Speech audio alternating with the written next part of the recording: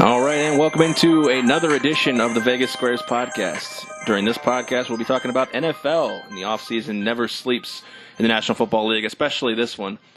Token Tony, I think this might be one of the most eventful or newsworthy offseasons between just everything going on with player contracts, controversies, anthem policies. It just seems like it's never ending every day. Absolutely. I mean, this has not been a dull offseason, to say the least.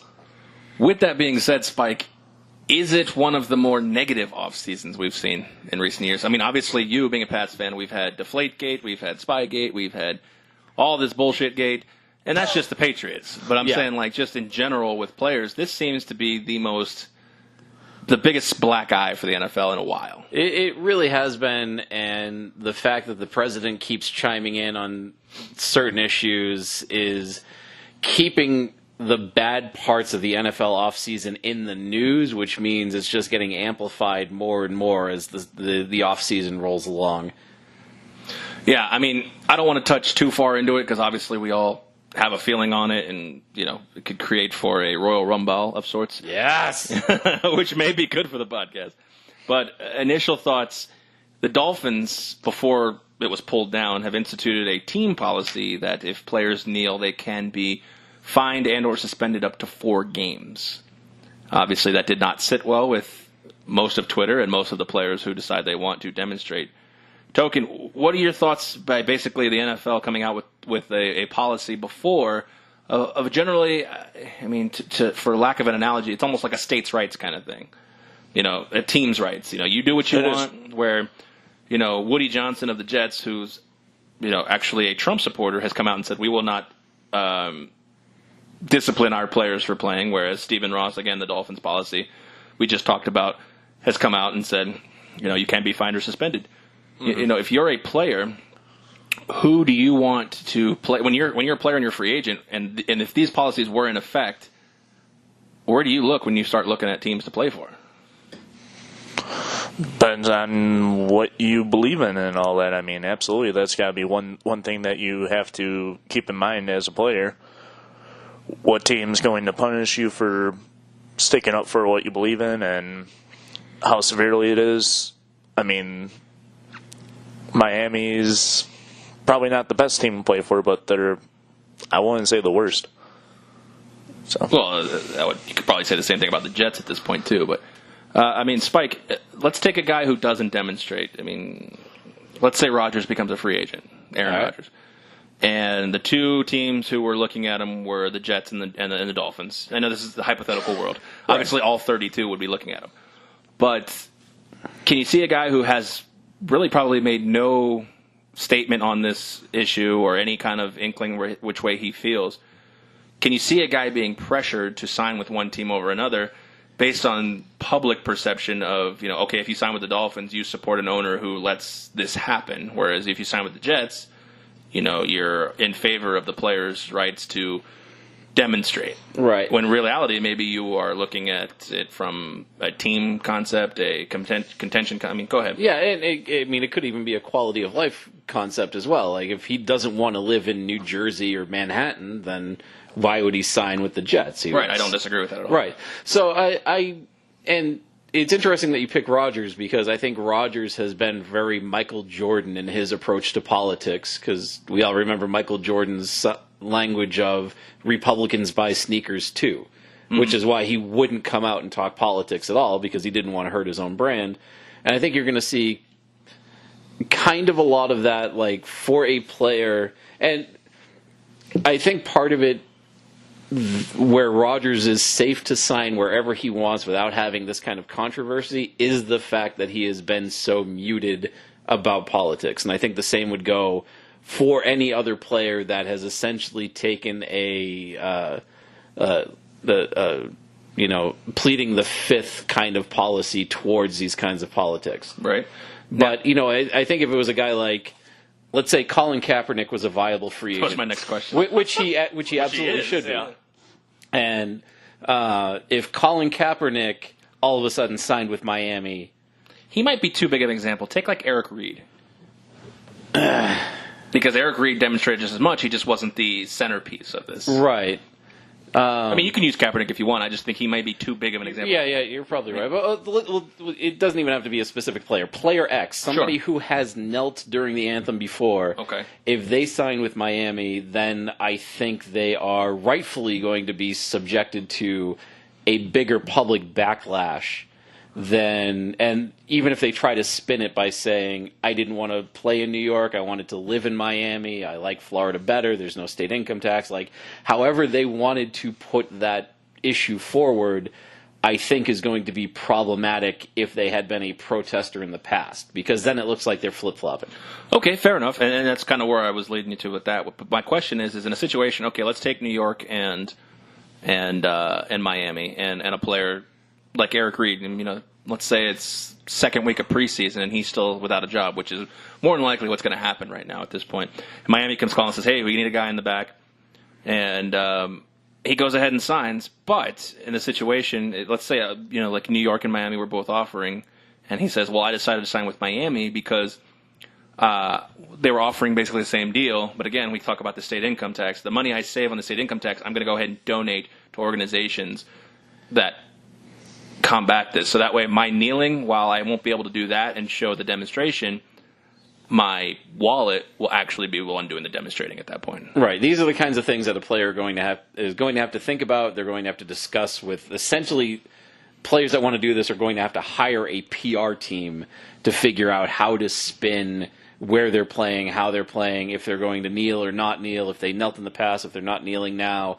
Doesn't that seem like a bit far to people who grew up just playing a game? It seems a bit excessive. It does, but I mean, we're talking. We brought that. The NFL brought that on themselves. Oh yeah. I mean, they didn't make. They're not. What do you call it? The NFL. They're not taking a stance at this point. Remember, Roger Goodell is the stupidest human being on the planet, and everything he does, everything he says, everything he touches is wrong. So the fact that revenue's never been higher. Right, but remember too. The NFL, because of the way that they had been structured before, were tax exempt. Roger Goodell's mishandling of Ray Rice, of other domestic violence controversies, of drugs, of everything else, got Congress so pissed that the NFL had to give up that tax exempt status. So while revenues have never been higher, they're paying millions upon millions upon millions of dollars to the government, which they didn't have to do before. Plus, let's remember the fact that it was such a big controversy when it came out that the United States Army and other military groups had been paying the NFL to do these kinds of over-the-top patriotism demonstrations before games. Right, fair enough. I don't disagree with you on that as far as the tax-exempt status, but I just feel like nobody and everybody is at fault at this point with the whole anthem policy situation, but I feel like you said, we liken back to Rodgers, or even a guy like Brady, or even not a guy who's just a middling of the road free agent, a high profile person who, whether they've even talked about it, because Brady's talked about it. He's even said, do whatever they want to do. But, they say do whatever they want to do. What if he, God forbid, signed with, let's not use Miami because he'd never go to Miami, but let's say he signed with Houston, also another tax exempt state. And they decided they had the same policy because, what's his name? McNair was the owner. He was the one with the inmates in the asylum column. Oh, yes. As well. What if he signed with, now again, they may not have that policy, but what if now Brady what if McNair makes another comment along those lines, and now he's got, 2 back-to-back where it's not just a coincidence, and then they say, well, here, we want to get Brady in here. Now, is that fair for Brady to come in and be... You said, with Rodgers, but they're going to be ridiculed, whether falsely or not falsely, but whether wrong or right, they're going to be ridiculed. The freedom of someone's decision, it shouldn't be on attack. And again, obviously, social media, the internet doesn't care what we think, but they shouldn't be under attack. Every single player who makes every single decision, especially what happens if this new anthem policy becomes league wide, where the NFL comes down and says you don't have a choice. It's not states' rights anymore. Yeah, do we just have an anarchist league at that point? Because all of the fans, because the thing is, I believe, and again, I could be wrong, again, this is just stating an opinion, I believe if the NFL comes out and says, look, if you want to demonstrate there's going to be punishment, I think the people who sit on X side saying don't disrespect the flag, blah, blah, blah, they'll obviously be happy and they'll be catered to and taken care of, whether right or wrong. But the people who believe the other way would probably end up just giving up the fight. It's West Virginia State Board of Education versus Barnett. It was a Supreme Court decision in 1943 that says the First Amendment extends to showing of patriotism. Essentially, it was the school board getting sued because they were forcing students to stand up during the Pledge of Allegiance or National Anthem, one of the two. And the Supreme Court said you cannot force people to show signs of patriotism. So if the NFL comes in and says, if you don't stand for the flag, you are going to be punished, they are violating a Supreme Court decision, which means the NFLPA is going to come in, rain holy hell on the league, and... Doesn't that private versus public versus government business? No, because it extends to employers. Employers can't force employees to show patriotism. Well, I don't think they're forcing them to show patriotism. I think they're forcing them to stop shitting on patriotism or the alleged viewpoint of patriotism. No, you don't have to stand for the flag. I think the best way is to put them all in the tunnel or put them all in the locker room. Right, and that you don't have like my thing is right now they're not saying you have to. Well, they are saying that you shouldn't kneel, but what I'm saying is that the easiest way is to say, look, players aren't coming out for this part of the game anymore. Well, no, and on the flip side, and they say, well, now we've lost our ability to demonstrate, blah, blah, blah. But I believe there are other ways you can actually actively show you are against these situations, whatever you are. Like, again, like back to the thing is, okay, I don't want to sign with the Jets. I want to sign with the Dolphins who believe in this. But again, I hate to go back to this phrase, money talks, but, the money you save by not paying a state income tax, why don't you use that to fund organizations who are actually out there doing instead of showing. You could, but I mean, it's such I'm sorry to interrupt, but no, I've taken my stance back on Kaepernick because I've seen him doing instead of just showing at this point. Right. But I think the stage of the NFL is so big that people are... Not when you turn the TV off, it's not. Well, that's true, but nobody's doing that. Like you said, revenues have never been higher, ratings have never been higher. Which is baffling to me. Yeah. Because, everybody keeps saying, if they kneel for the national anthem, we're going to turn it off. It's like, well, for every person that's turning it off, apparently 2 people are turning it back on. So you're not really helping your case. But it's... I mean, the whole thing is just so strange to me because... we know that the Supreme Court says that an employer can't force employees to stand for the anthem. We know that the United States Code of Conduct, when it comes to handling the flag, says absolutely nothing about having to stand, absolutely nothing about putting your hand on the heart. But what it does says is that you can't put the flag horizontally, which is what the league does before every game when it's on the field. Mm-hmm. And, there are so many other things, but the one thing that doesn't exist is some kind of rule that says that a team has to play the anthem before the game. Fair enough. I mean, they can always cut their contract with the DOD and end this whole thing. Right, and that's the thing. How much money is actually going, I don't know the number, but how much money is actually going to the NFL from the DOD, and does it actually move the needle for you to say, hey, look, let's just cut ties with this. It's clearly creating a rift in our country. Right, and that's the craziest thing. Is that there's no reason for them to do it. The only thing that it started during World War II, I believe, where teams were playing the anthem before games, and it just kind of became a tradition, and nobody wants to be the team that stopped playing the anthem before games. And like I said, it's fine if they want to play the anthem, but all the other theatrics, like you said, I think the flag, the flyover is really cool, but I mean, at the end of the day, in the grand scheme, if you took it out, you wouldn't lose sleep over it. Yeah, nobody would notice. But I think going back to your point of the revenue's never been better. Well, that was my point. But when you said one turns off, 2 turn on, I think right now the NFL's in an okay spot because I really believe, and I could be wrong, but my opinion on this is that I believe that the people who sit on the side of never kneel are watching to see the people who do it. Not to use a funny pun, but once they've figured out who does what, I think that eventually that their TVs would come off at that point because I think the only reason. A lot of those people who lean, let's just call it lean the right way, lean right. Let's not lean the right, lean right, because they're pretty correlated. Let's call it what it is. I think they still watch to see who is doing the thing that they don't agree with at this point. Because I personally, like I said, I've given my opinion on this. Games start here at 10 o'clock. I don't usually turn on the TV till about 10:03. I don't care what they're doing, but I'm not going to watch it. And that's the thing. Have they even been showing the anthem before games on TV? I thought they started cutting that out towards the end of last year. If I remember correctly, NBC still showed it and CBS, but Fox cut it. Okay. I could be wrong. I don't know the exact as far as networks, but two of them were still showing, and one of them was cutting. I think it was Fox because it wasn't. They were still showing on Pat's games. Was ESPN on CBS? Was ESPN still doing it before the Sunday night games? Well, ESPN's Monday night. Or Monday night, yeah. I don't remember, to be honest with you. I can't remember the last Monday night game I even sat down and watched. Yeah. I think the last Monday night game I watched was Tampa Bay and New England, but that was a Thursday night game. I don't know. Fuck it. It's not important. Yeah. But anyways, that's my situation on that. If you really hate it, taking it from an approach of I don't particularly care for it, but I also don't care that they're doing it. Whatever. I just turn on the TV at 10:03 or 1:03. Yeah. The bottom line for me is that the league, although there are people out there that want to see the kneeling stop, there is no benefit to the league to say stop kneeling. It's not doing them any good to say stop kneeling, and if they start trying to enforce policies like this, the union's going to get pissed, they're probably going to get sued, it's going to be just bad press. Well, when you renegotiate your TV contracts, just say, look, we're not showing this. If you want to void your contract, you can. Because I believe Fox got the rights to Thursday Night Football this year. Oh, did they? So we'll see if anything was negotiated to eliminate or showcase that. I imagine they're not showcasing. But I mean, you're talking about the players are saying we have a platform. The easiest way, if the NFL really hates this, is to shut the platform down. Yeah.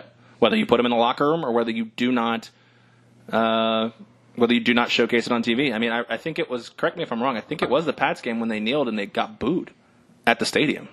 Could have been, yeah. I think it was. I mean, I could be wrong, but I believe it was a Pats game where they kneeled and the people in the stadium booed them. So you're really, effectively, your only platform at that point is probably the majority of people who don't want to see it. So, I don't know.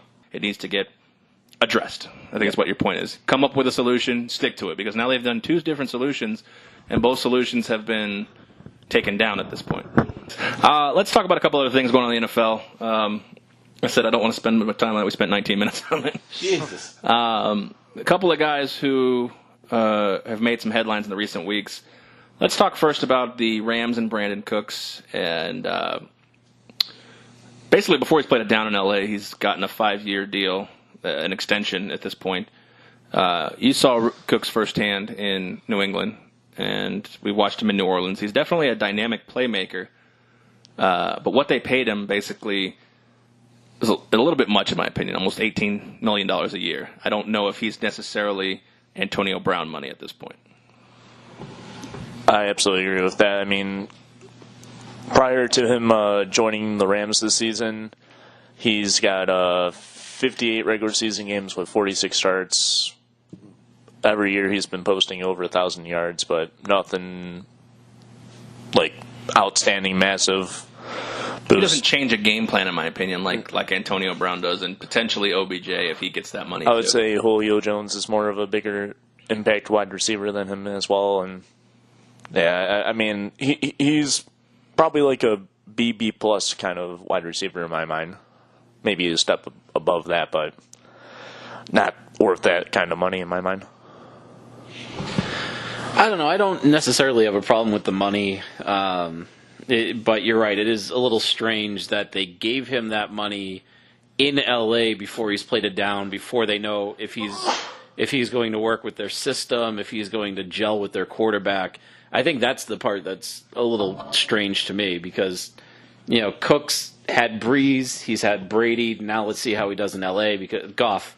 I was drawing a complete blank on the quarterback's name.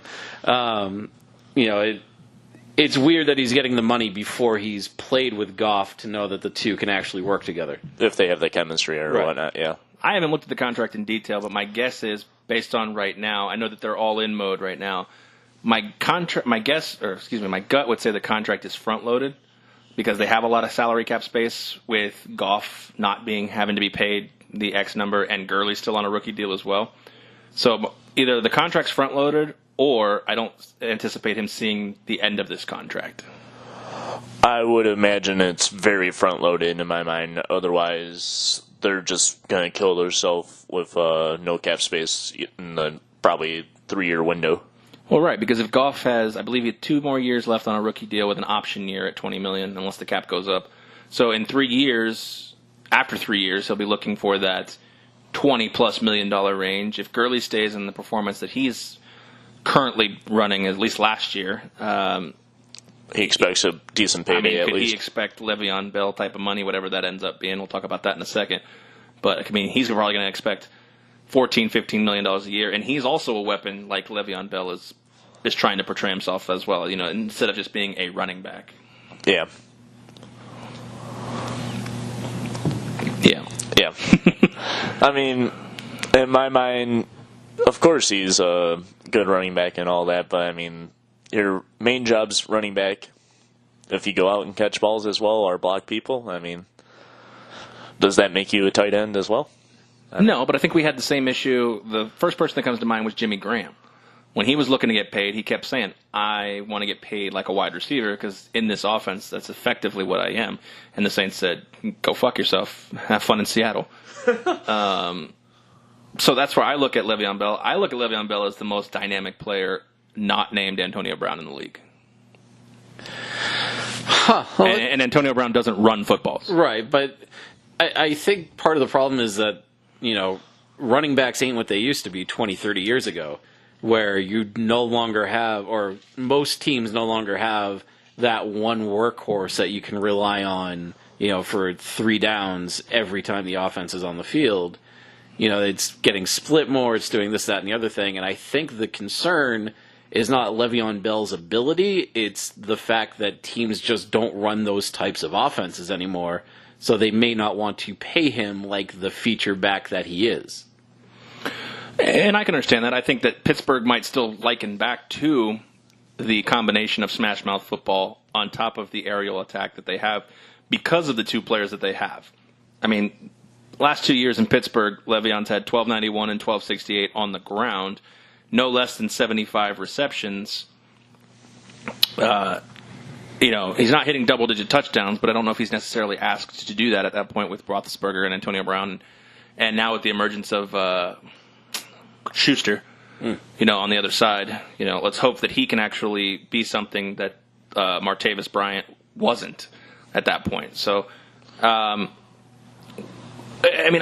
it's all, a caution with running backs, a salary cap constraint.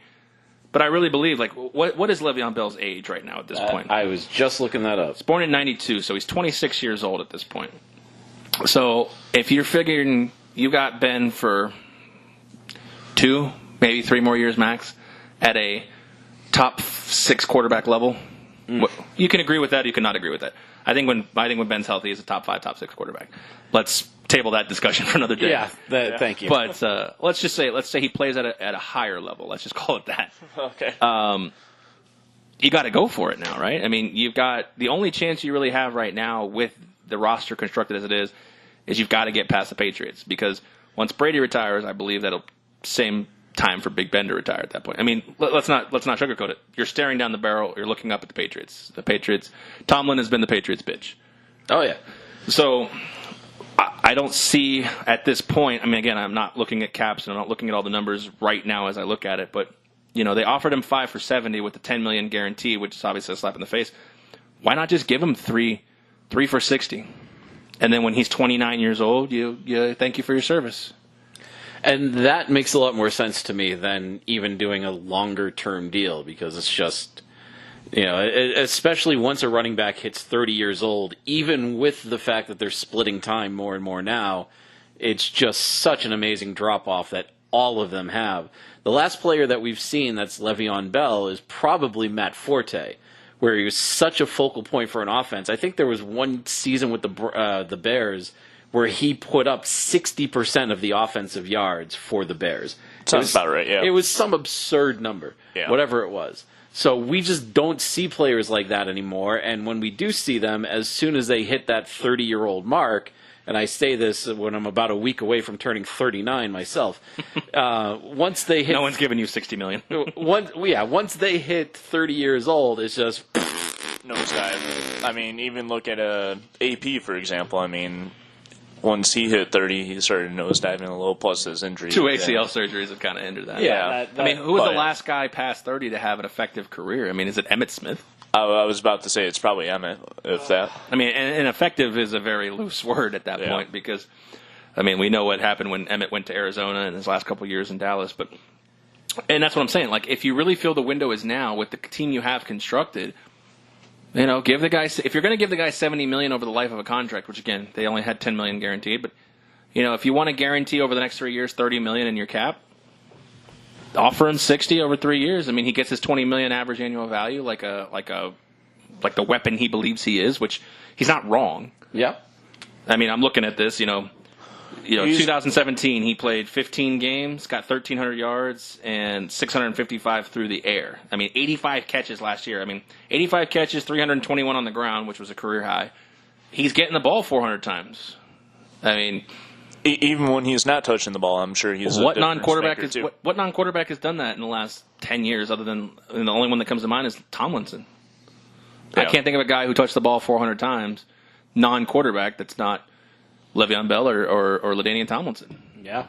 So, I mean, I don't have a problem with him getting his money. I just think the way to do it is probably a shorter contract. If you're afraid of – because Pittsburgh's not going to come out and say what they're afraid of or their caveats, but we all know it's generally – that drop-off you spoke of, and that's fine. I mean, the guy's 26 years old. He'll be 27 right before the Super Bowl next year. So, effectively, if you sign him to an extension at this point, he plays on his tag for one more year, and then you sign him to a $60 million extension. That time he's 30. You can either make a decision on him. Who knows? If shit hits the fan, he may still be an average running back who would take a lot less money, or you can just let him walk. Yeah.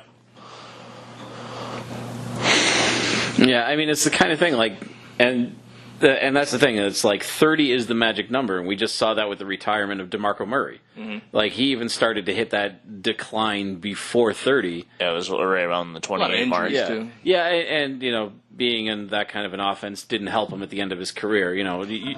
Any running back can look good in the Dallas offense because that offensive line was so good. Yeah. A few years ago.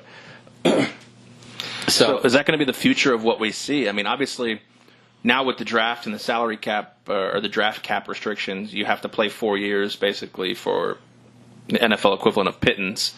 So you figure if you come out at 21, now you're 25 looking for a new deal. You basically, if you're an elite running back, like let's say Ezekiel Elliott stays at this pace, he's going to be an elite running back or is an elite running back at this point. When he's 25 years old, he's got a 5-year window to collect the maximum value that he can get. So, I mean, is this going to be a new wave of the future is saying the running backs are going to have a 5-year window where they're paid close to $20 million or asking for close to $20 million? Yeah, and I think it's going to be team dependent too, because I think a lot of teams are, they're not relying on that single-headed running back monster. That the one guy making $20 million, where you have a couple guys backing up making like $800,000. I don't think that's going to be the norm. I think it's going to be. if you can punch a ticket for $800,000 every single year, yeah, absolutely. That number will come back down because they're like, well, I'm incredibly replaceable. But right. I mean, how many running backs have we seen? How many fourth-round running backs do you see actually make it? I mean, you have your one every once in a while. Nothing comes off. I'm sure you guys have one that comes off the top of your head, but majority of backs are the backs that make the money that they do are first-round picks. I mean, Le'Veon Bell, I believe, was a second-round pick, actually. But, I mean, Ezekiel, like I said, he's the number one guy that comes to mind that's going to be wanting to get paid soon. And, yes, those Shane Vereen backs types that you're talking about or, James White's, they have consistency in certain offenses, like you said. But, in an offense like the Dallas Cowboys with that offensive line, you need a smash-mouth runner who can actually be a horse. I mean, look who they had the last few years. They've had Elliott, they've had McFadden. Those guys I can carry the ball for 3 downs at this point. Mm-hmm. Whereas a guy like Shane Vereen would not fit in that offense. And I don't know why I keep coming back to Shane Vereen. He's just, for whatever reason, he's on my brain. That's a weird one right there. But I mean, like, who's a guy that would not fit in New England, or would fit in New England but wouldn't fit in Dallas? I mean, like James White, Wood. They just took a running back this year, didn't they? New England, yeah. Michelle. Yeah.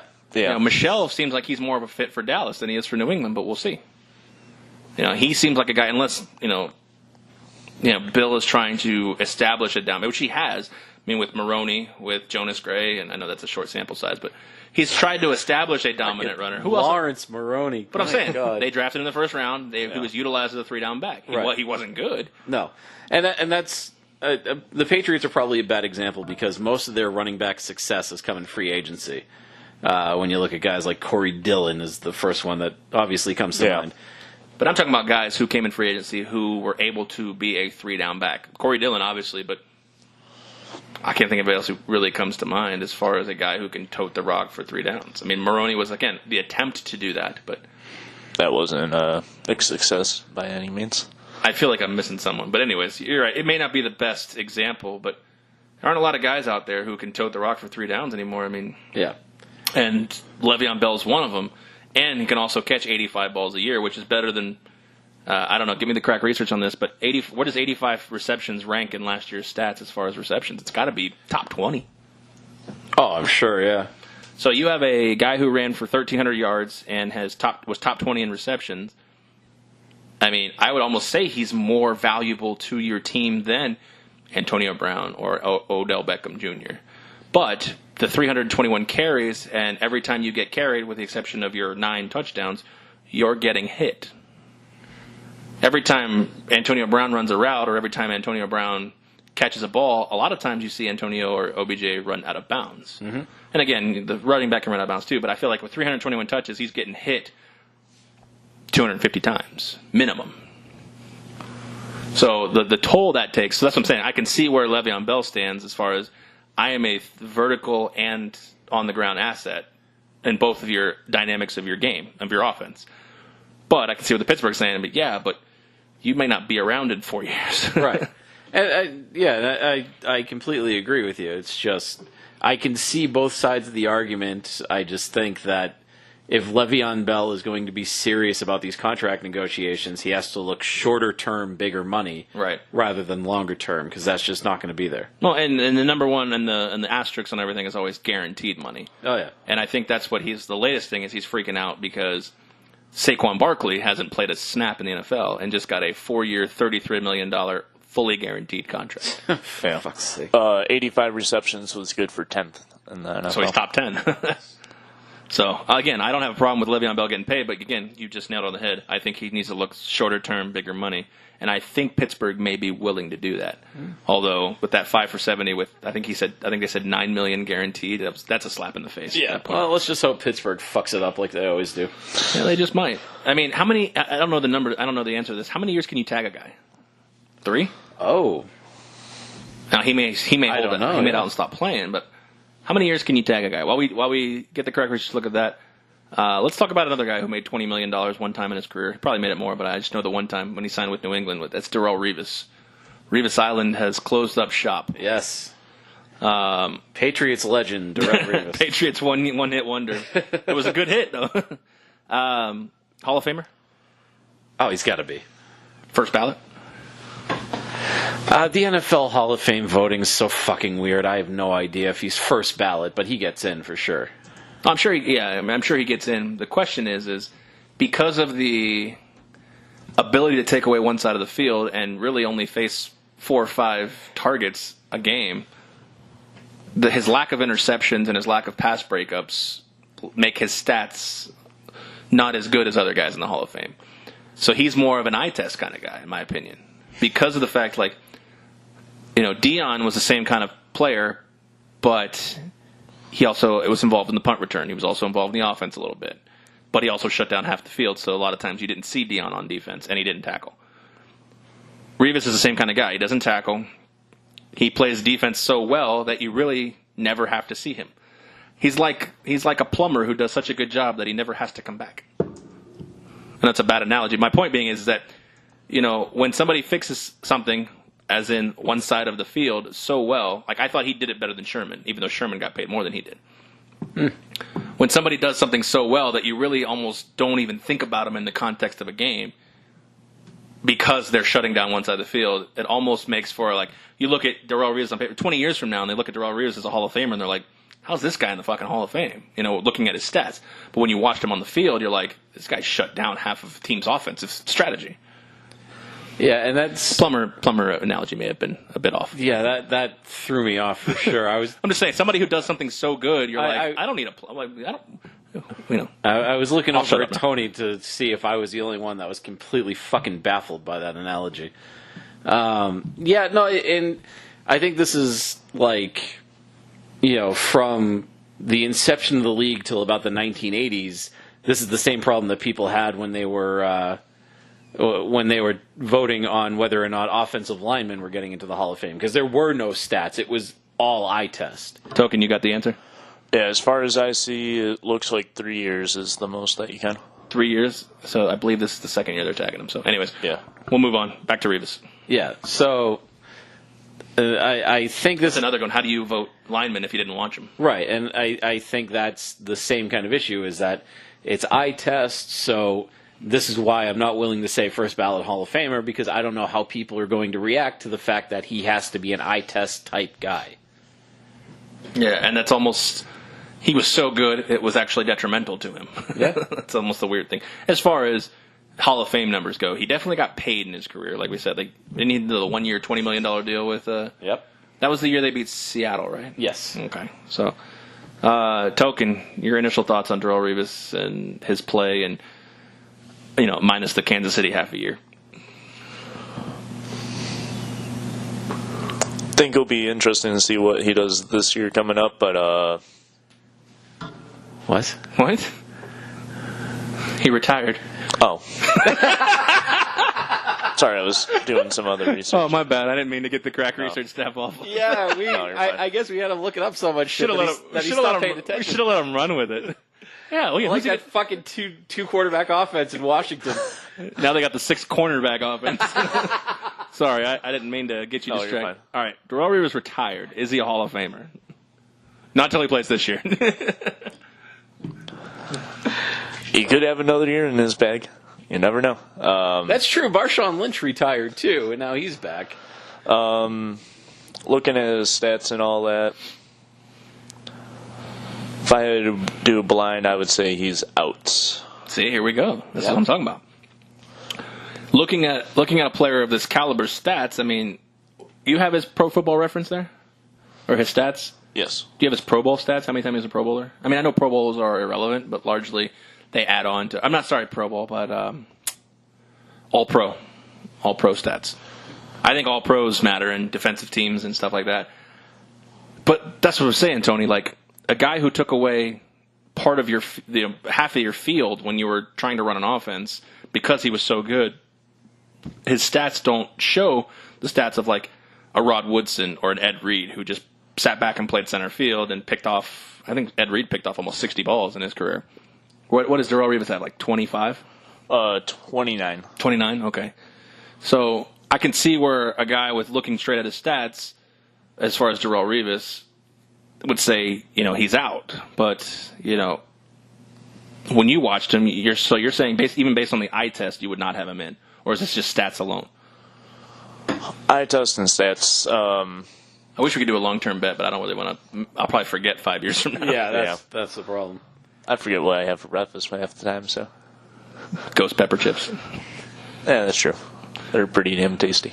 So there you go. So Token Tony with a hot take. Revis is not a Hall of Famer. Wow. Yeah, he's been a Pro Bowler 7 times, All-Pro, I believe it's 4 or 5 times. He's probably first team All-Pro 4 times and second team 1 time or whatever. Yeah. But, I mean, that's what I'm saying. Like, a guy like this, we just talked about it while he was looking up. Yeah, first team 4 times and second team 1 time. So, that's what I'm saying. So, I think Revis is in. You think Revis is in. Like you said, first ballot Hall of Fame. Is there a difference between first ballot Hall of Fame or just being in the Hall of Fame? I mean, ultimately, probably over the long run, no, but... I don't think the guys who get in care when they get in. Because this year... Well, except for one. T.O.? Yeah. Oh, yeah. I don't think he cares where he gets in because he's not going to be there. Because I thought, to be honest with you, I thought Brian Urlacher was a Hall of Famer. and this year his first on the ballot, I was like, there's no way he gets in. And I was wrong. Like, I believed T.O. should have been a first ballot Hall of Famer by stats alone. Yeah. But because of his demeanor and his attitude and his cockiness and his showmanship, that's what kept him out. So it's really hard, like you said, it's really hard to say because Darrelle Revis is another guy who, for a brief stretch, had that same, maybe not the level of T.O., but had that same aura of, like, I'm the best, fuck you, pay me, kind of thing. And so I don't know if that would affect his first ballot Hall of Fame status because of also looking at actual on-field statistics. Who knows? So we'll see. Like I said, the first ballot versus getting in general over the long run doesn't matter. I just always wonder if first ballot Hall of Famer, like, because a lot of times they'll classify Jerry Rice or Emmitt Smith and be like, yeah, we're talking to Jerry Rice, first ballot Hall of Famer, like, not just NFL Hall of Fame wide receiver. Like, that's first ballot, yeah. I mean, look at a guy like Isaac Bruce, who may never get in, and when he retired, he was second behind Jerry Rice in terms of reception yards and touchdowns. But because he's been passed by 3 other guys, and now he's 5th, he may never get in because the new standard has been set by Moss and T.O. and guys like that. So here's a guy who probably should be a Hall of Famer, but he may be in that no man's land of the wrong era because he played for St. Louis when they weren't all that great, and at the tail end of his career, that's when that was the greatest show on turf. Right. So I mean, it's really like they label him as first ballot Hall of Famer, and then obviously, former NFL wide receiver. Yeah. So in the grand scheme of things, it probably doesn't matter because I don't think they have a hall in Canton that says, here's the first ballot Hall of Famers and here's the rest. All these other fucking all these guys. other fucks. Maybe on their plaque it says first ballot or something, but Might be. Have we had a unanimous? I don't think we've ever had a unanimous guy, have we? I don't know. I'm not sure. Get that Craig Reacher step back on the research. Get on it. He's probably looking up Darrelle Revis' next contract, too. Absolutely. Hey, while you're at it, let's pull up some AFC South odds because it's been revealed that Andrew Luck has been given the okay to go for training camp and preseason. Is he throwing pro footballs right now? I just read the headline at this point. I didn't read into it. Last I heard, he's throwing college size stuff. I had heard that too, but I would imagine if he's good to go for training camp and preseason, he's probably upgraded his ball. Instead of the Nerf ball. Anyways, with Luck, if Luck's ready to go week 1, again, we're getting the AFC South odds up. Where does this place the Colts as far as a team to beat in the AFC South? Oh, they're still fucking terrible. Really? Yeah. Well, I mean, they're obviously better with Luck, but what else do they have that's worthwhile? Well, I think the same could be said about the last 15 years of the New England Patriots. Is Luck the kind of caliber of quarterback that can make everybody around him better, a la Brady, Rodgers, Breeze? Right, but does Indianapolis have the coaching staff that New England has to get a guy like Brady plus Scrubs to the Super Bowl? Well, to play devil's advocate, they had the coaching staff that beat the New England Patriots in the Super Bowl. Minus Doug Peterson. Right. So the problem is going to be... how fast can Luck learn his offense? Well, the other side of it, too, is that the rest of that division is so, Tennessee's... whatever. But Houston's Playoff great. Team. Houston's great. Tennessee, let's say it. Tennessee's a playoff team. Fine. Tennessee's a playoff team, but they're still nah. They made the divisional round. They got crushed, but they made the divisional round. Yeah. And then Houston's obviously better, and now with Watson. Watson's back. Yeah. Deshaun Watson's and back. Watt and Clowney, hopefully healthy. Should be, but... Well, I'm... At this point, whenever I talk about Houston, I'm not going to include J.J. Watt in the conversation. Motherfucker can't stay on the field. Just retire and become a commentator already because he just gets out there. He plays 4 games. He gets hurt. He's done for the season. And then everybody's like, oh, my God, another wasted season of J.J. Watt. It's like, yeah, no shit. This is what he does. Uh-huh. But, and then Jacksonville. And we know how good Jacksonville is. Yes. So it doesn't matter what Indianapolis does this year and probably not next year. They're bottom of that division. Do we have odds? For, Really? What? What are you doing over there? No, I was looking up NFL Hall of Fame unannouncement. Oh, God, go ahead. Come on. This could be a whole podcast. You got it. You got this. Today, Junior. Yeah, today. God damn it. Just sound it out syllable by syllable. Let's see if we can do this. Unanimously. I can't stop laughing. All right. Unanimously. Say the first letter first. Yeah, there you go. Unanimously.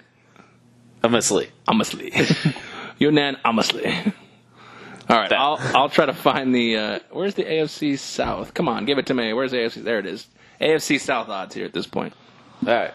What do you got?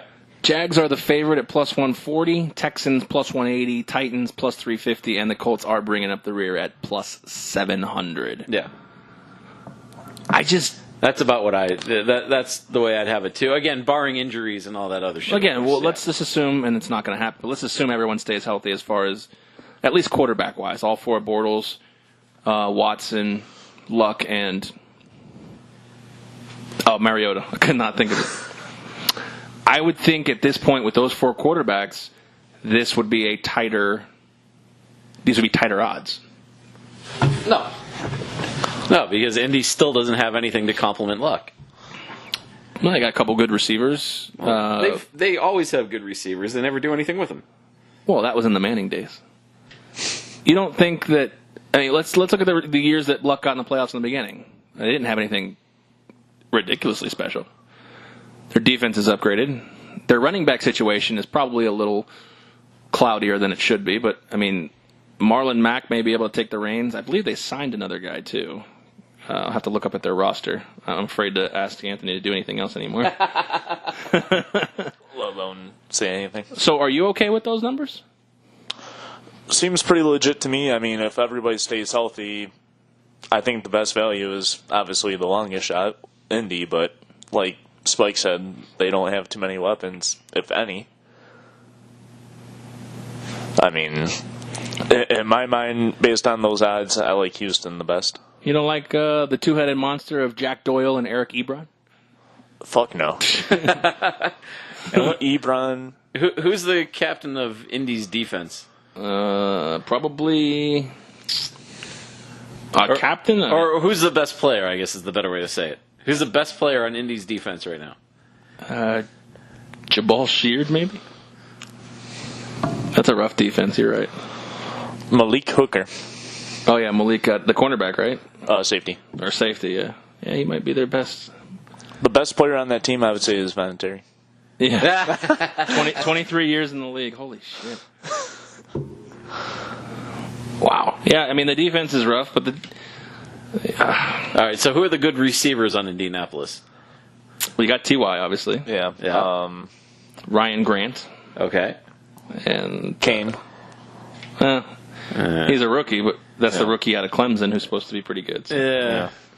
Yeah. You got Jack Doyle and Eric Ebron, two future first ballot unanimous Hall of Famers. Fuck Eric Ebron. Yeah, how you really feel? Hey, Well, what I'm saying is this is. I'm happy he's not with Detroit anymore. This reminds me of like a 2004, 2005 Patriots staff. You're like, God, who's the best skill position player on this guy? I don't know, Tom Brady. I think Andrew Luck's a quality quarterback, and I think he'd be surprised this year. I don't know what their over/under total is, but I'd be willing to say they go over 8.5 wins this year. Oh, no. I'd be willing to say they're plus 500. They're above 500. I mean, they've got 5 losses in the division off the bat. I smell a prop bet coming. Are you sure it's not my fart? Where the hell is there? Here we go. Regular season win total according to William Hill. All right. The over/under is 6, but the over is minus 180.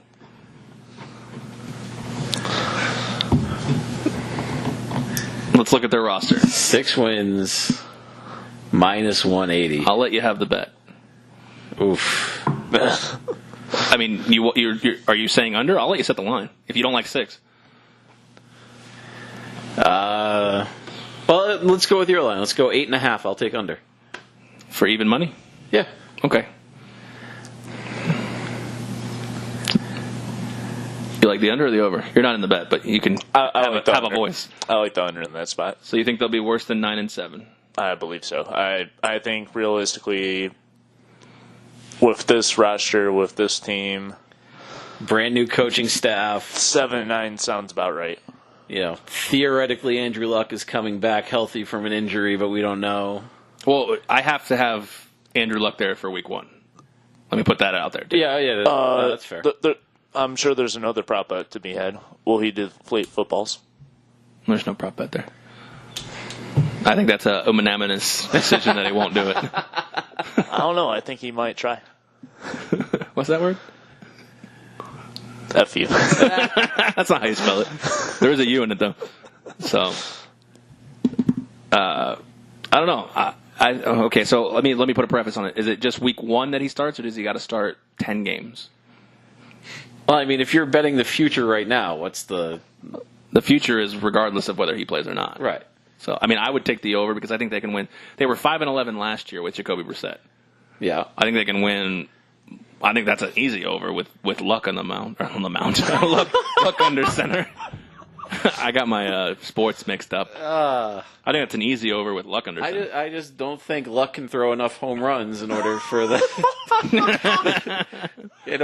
team to advance. Are they going to score enough goals to really to get to the World Series? I don't know.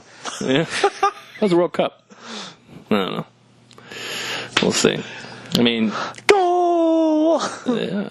Well, I mean, with Vinatieri, they're kicking 3-pointers. So I mean, you never know. Vinatieri is like the Ray Allen of football.